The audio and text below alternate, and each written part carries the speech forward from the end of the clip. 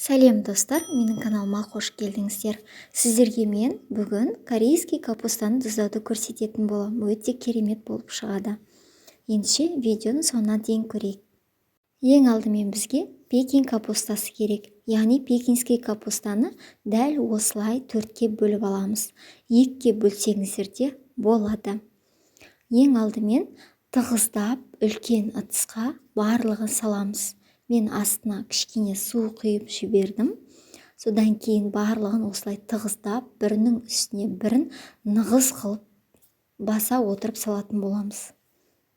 Және осылай салғаннан кейін тұзды арасына сеуіп отырдым. Бірден ең соңынан тұзды салсаңыздар да болады. Мен секілді арасына сеуіп отсаңыздар да болады. Осылай тығыздап, басып, араларына тұз себе отырып, ең соңынан су құямыз. Бізде капусталар осылай батып тұру керек. Енді осылардың үстіне бастырып, тәрелкелерді қойып шығамыз. Содан кейін ауыр затпен бастырамыз. Кез келген өзіңізге ыңғайлы затпен бастырасыз. Мен осылай 5 литрлік, яғни канистрмен бастырып жатырмын. Енді бетін жауып, 7 күнге қоямыз. Нақты 7 күн тұрмаса да, салқын жерде 5 күн ұстаймыз. Суда қаншалықты көп тұрады, ұмытпаңыз, міндетті түрде салқын жерде болу керек. Неге біздің капусталарымыз тығыздалған, сулар осылай бетіне шыққан, енді барлығын судан алатын боламыз. Менде 5 күн тұрды. Жылы жерде ұстауға болмайтыны кішкене бұзылып кетуі мүмкін.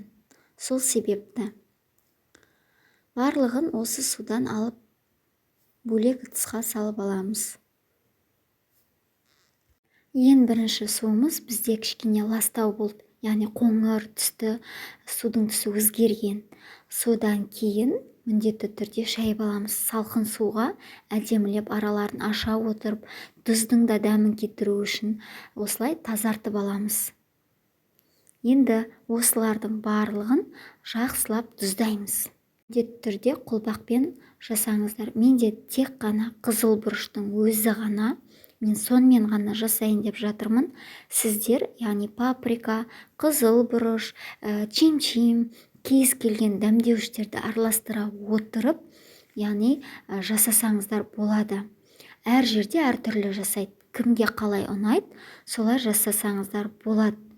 Яғни паприкамен, аджикамен, чим-чиммен, тағы да басқа нелер бар, солармен жасасаңыз болды.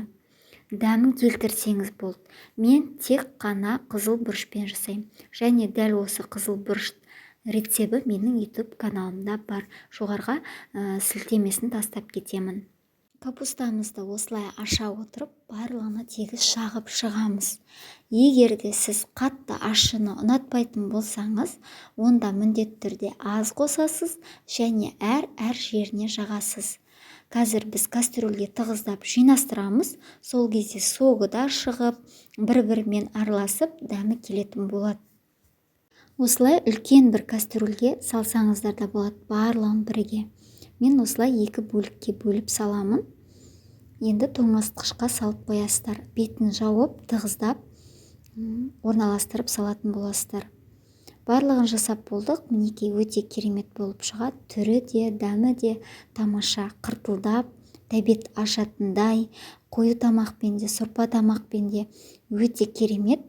Қыстың күні қымбатқа дүкеннен сатып алып жүргенше дәл осылай үйден өзіңіз жасап көріңіз.